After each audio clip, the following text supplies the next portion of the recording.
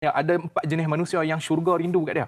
Kan? Al-jannatu mushtaqatun ila arba'ati nafar. Maksud dia syurga ni rindu kepada 4 jenis orang, ya ibu. Kalau ada tersenarai daripada 4 orang ni, alhamdulillah. Kalau tak ada tersenarai, kita usaha cuba buat insya-Allah lah.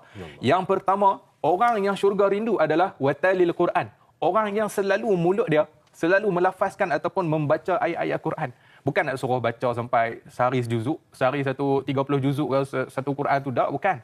Cumanya mula dengan sikit pun tak apa. Kita mula dengan contoh satu ayat sehari, tak ada masalah. Yang penting mulut ni sentiasa melazimi bacaan Quran wa ta'lil Quran. Kemudian apa lagi kata ulama? Yang kedua yang disebutkan pada kita adalah wa hafizul lisan. Orang yang menjaga daripada kata-kata dia, daripada menyakitkan hati orang, ataupun daripada mengumpat benda-benda merapu, daripada sebut perkataan-perkataan yang tak bawa faedah.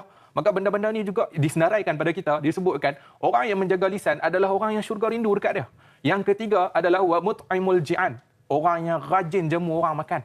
Orang yang rajin belanja orang makan. Tu lagi Ustaz, kita pergi naik makan, Ustaz belanja insya-Allah. Ustaz bagi saya syurga.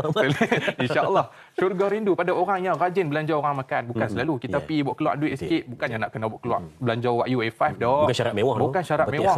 Belanja sampai Tomahawk nak pergi nak belanja Tomahawk, duit pun ada 200. Tomahawk 1,200. 1,000 masuk buku 55. Dah jangan macam tu.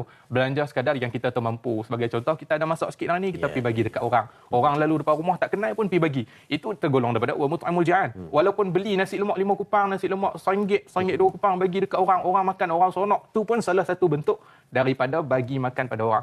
Kemudian yang keempat, orang yang syurga rindu pada dia wasaimur yaumi Ramadan, wasaimur Ramadan. Maksudnya orang yang berpuasa pada bulan Ramadan.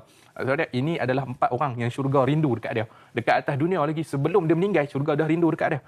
Tapi dalam masa yang kita beramal, janganlah sampai kita berjabat dengan amal. Maksudnya kita terlalu mengejar amal tu, kita merasakan amal yang masukkan kita dalam syurga. Kita ingat kita beramal adalah hak kita, hak yang kita tunaikan sebagai seorang hamba kepada Tuhannya, dan itu adalah salah satu sebab ataupun cara kita zahirkan keimanan, dan akhirnya kita minta pada redha Allah, doa minta Allah redakan pada kita syurga untuk kita masuk dalam syurga di hujung hayat kita insya-Allah.